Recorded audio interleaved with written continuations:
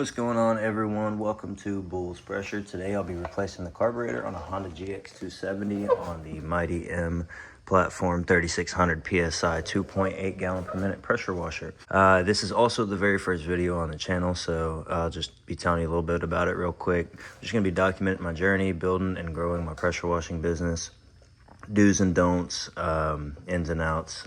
Okay, I'll be fixing camera angles and adjusting everything, making everything a little bit smoother later on. Right now, we're just gonna focus on getting this video out. My name is Jacob Bukowski. I started Bull's Pressure to show the real side of pressure washing before and after jobs, equipment maintenance, repairs just like the one I'm about to do right now, and just my progress and how I grow as a business. And I'm not claiming to be an expert by any means. I'm learning as I go, and I just want to share what actually works and what doesn't work. All right, now we're going to be getting into the reason for replacement. There could be multiple reasons. We'll go over mine in a second. Your equipment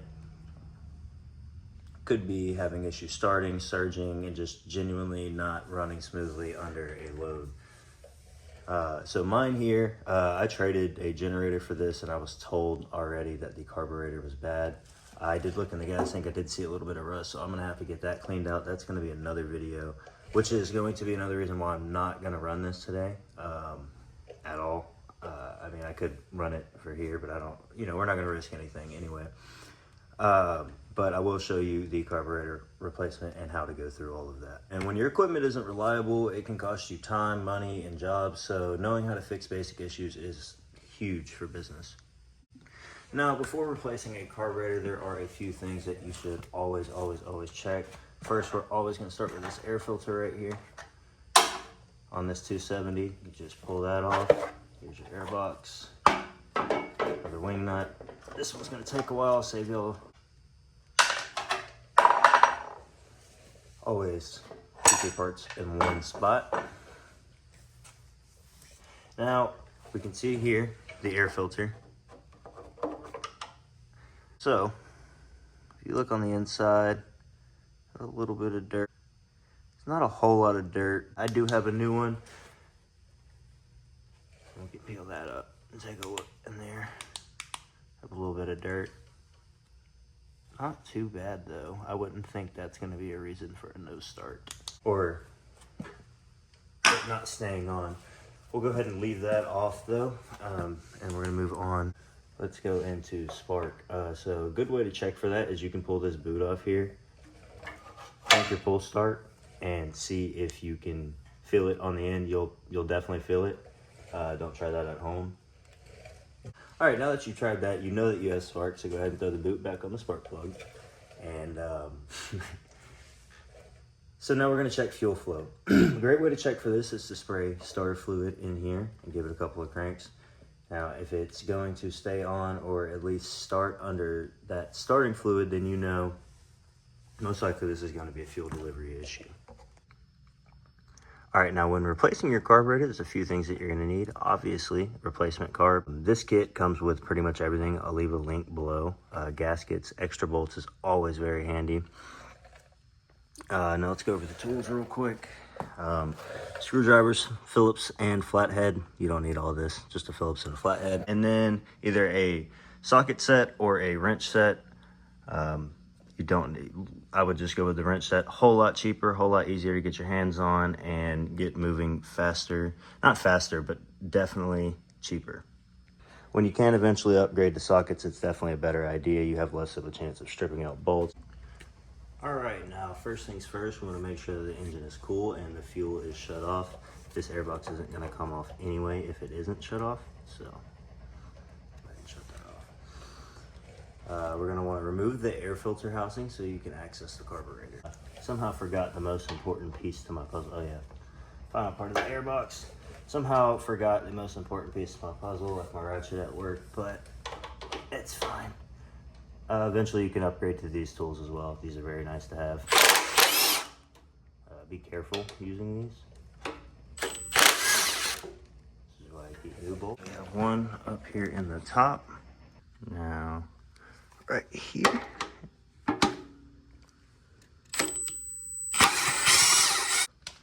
Pull that out. all your bolts in one spot. Oh yeah, we need to pull this O-ring off. If we're lucky it won't rip.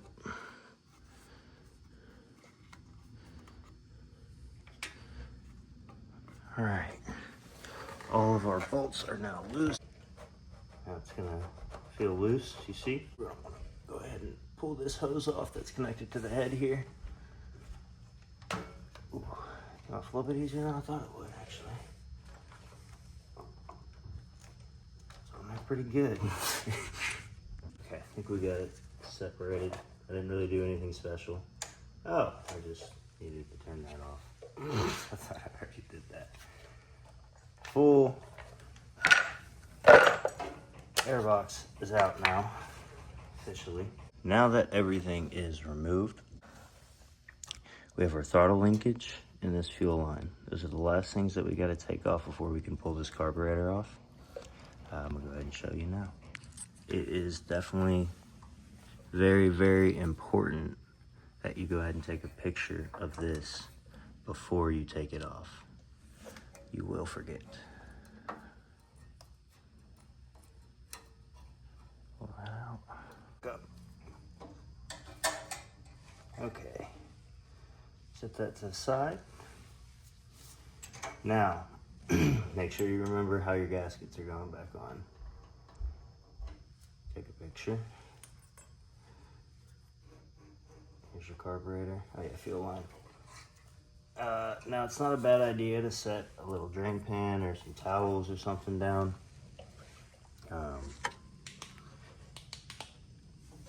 We just aren't gonna do that. Going back for it.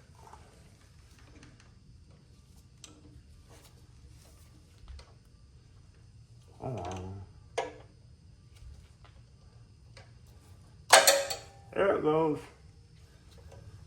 Now, as fast as you can, get that above, well, I mean, let a little bit out, but get that above gravity. Otherwise, it's going to be smelling very bad. I need a zip tie. Okay, now, like I said, always,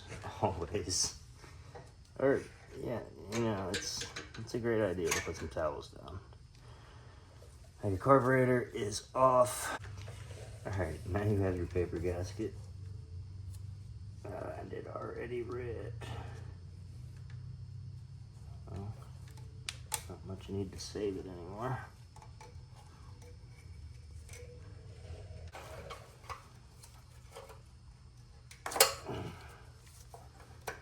You want to disconnect this fuel line.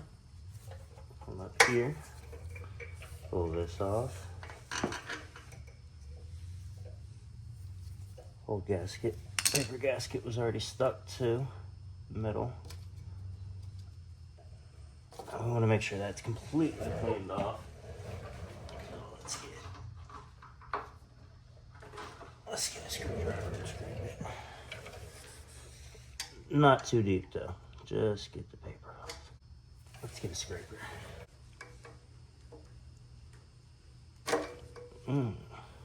That didn't feel too good. Don't gouge it.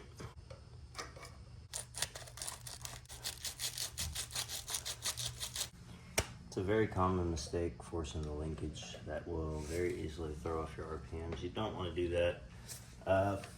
Got a little bit of gasket still left here on the side. I don't want to do much more than I already did. So we're gonna leave that like that and go ahead and get this next one on. I hope you took your pictures, or at least are ready to go back. Now you wanna grab your gaskets. All right, now we're installing our first gasket, paper gasket. Now, remember, here's our old, here's our new.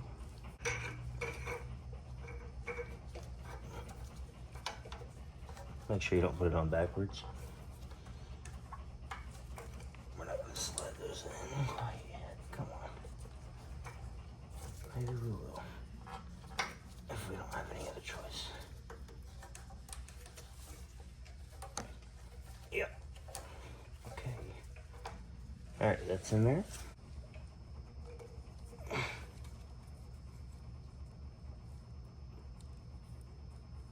now you have your gasket lined up. That hole should line with that hole. Everything should sit and look correct. Now, there are things you can put on this. I'm going to run it just as it is to get a true and honest product review. Side, make sure that's set to off so we can get that airbox back on. Everything should be sitting pretty flush. Our adjuster.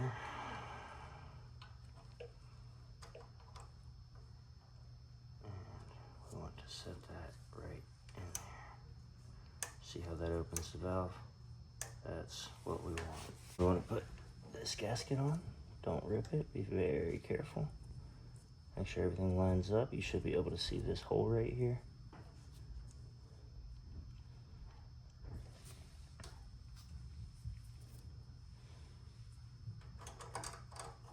Same again here.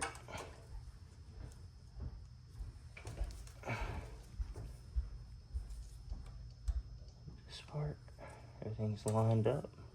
All right, now I'm gonna run a paper gasket. Let's take our cap off of our fuel line here, just like that. Carefully reconnect. All right, strategic work here, guys. Definitely make sure the equipment's not hot, because if it is, that would have been a very bad situation. But we're good. Let's go ahead and lower that fuel clamp back. Normally you could go ahead and replace this hose. I'm not gonna worry about it until it starts leaking. Put that set back up. We wanna get our throttle linkage in. Now, if you remember, hopefully you took a picture. So, let's go ahead and use these to get that in there. It's gonna be a bit tricky. Oh, come on. There you are. Just like that. Test that, make sure it's not gonna fall out. Like I said, this is a part where most people mess up. We'll get this back on. And we're in. Alright. Alright, now we have our gaskets all online. Make sure we have our throttle control flipped to here, gas flipped to off. Straight through. Now, you can use your new bolts. I like to reuse my old ones if possible. So we're gonna do that here. Go ahead and get them finger tight.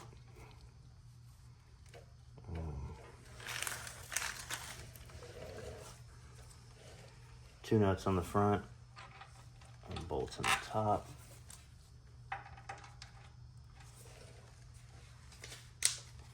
Now, I would definitely use your ratchet here. If you use your impact and you mess it up, that is not my fault. Definitely, if you are going to use this, use it on a very, very low setting. Actually, I need to turn mine down. That's in there some. You don't want to go all the way. Tighten. Tighten. I'm not going any further than that with my impact. That helps a lot, more than you would ever know. What I'm gonna do is just go until that feels like a little too much.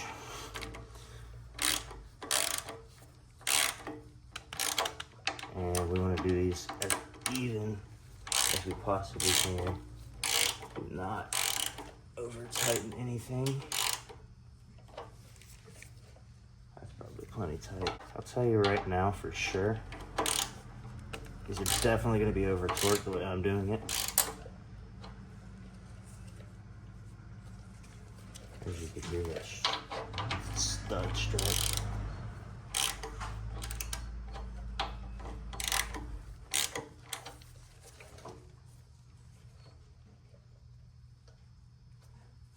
Put our hose back on.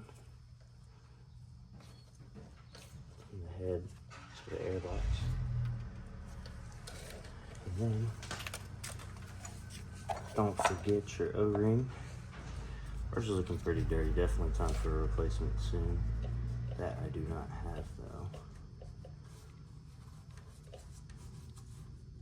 In this tune-up kit that we got, I think the only thing I'm actually going to use is the air filter and carburetor. Just not a huge fan of using strange brands of spark plugs.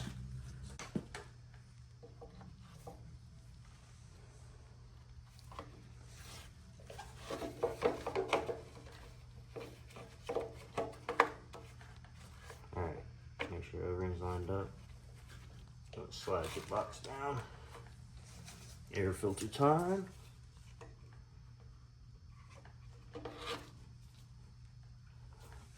Wing nut. Now it sounded like we over tightened that, so hopefully next time I go to check that out, it's not too bad. But we all make our own mistakes. Put our top of the box back on. Spin that back down. And you're good to go. Now that you've replaced your carburetor, your idle should be smoother, throttle response should definitely be a little bit better, and it should just easily run consistently under a load. This is exactly what you want before taking it back out on a job.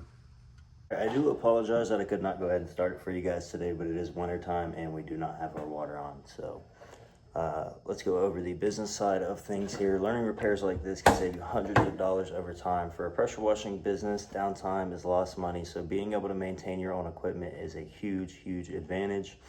This is the type of real world stuff that I'll be sharing as I continue to grow Bulls Pressure. If this video helped you in any way, make sure you go ahead and give it a like, subscribe to Bulls Pressure, like our Facebook, TikTok, all other social medias, Instagram, and comment if you have any further questions. I'll be posting more equipment repairs before and after pressure washing jobs and updates on my business journey. Thank you for watching.